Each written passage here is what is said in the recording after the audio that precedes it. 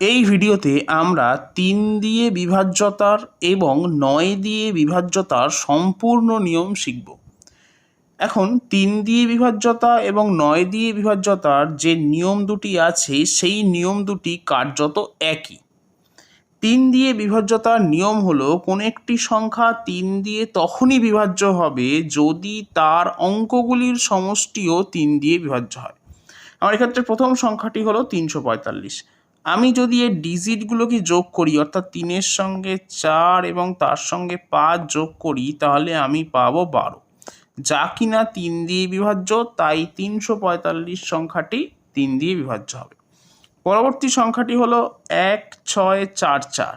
এখন যদি আমি ডিজিটগুলো অর্থাৎ 1 যোগ 6 যোগ 4 যোগ 4 করি তাহলে আমি পাবো 1 আর 6 যোগ করলে 7, 7 আর 4 11, 11 আর 4 15, যা কিনা 3 দিয়ে বিভাজ্য, অতএব এই সংখ্যাটিও 3 দিয়ে বিভাজ্য হবে।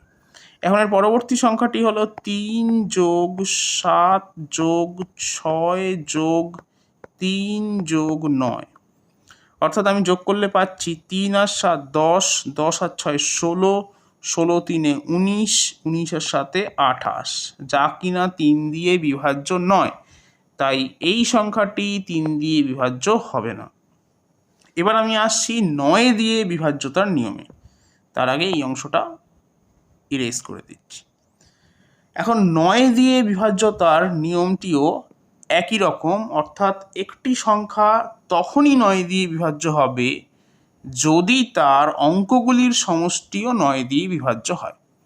এখন প্রথম সংখ্যাটি হলো 4707। আমি ডিজিটগুলো যোগ করছি 4 যোগ 7 যোগ 0 যোগ 7।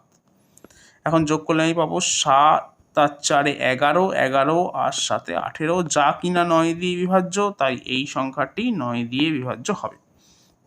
পরবর্তী সংখ্যা হলো 770634।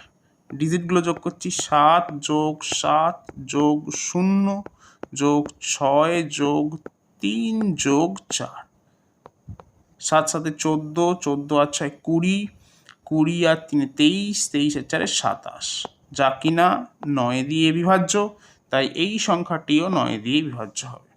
এখান থেকে আরেকটা জিনিস ক্লিয়ার যে কোনো সংখ্যা যদি 3 দিয়ে বিভাজ্য হয় তবে তা 9 দিয়ে বিভাজ্য নাও হতে পারে, কিন্তু কোনো সংখ্যা যদি 9 দিয়ে বিভাজ্য হয় তবে তা 3 দিয়ে অবশ্যই বিভাজ্য হবে।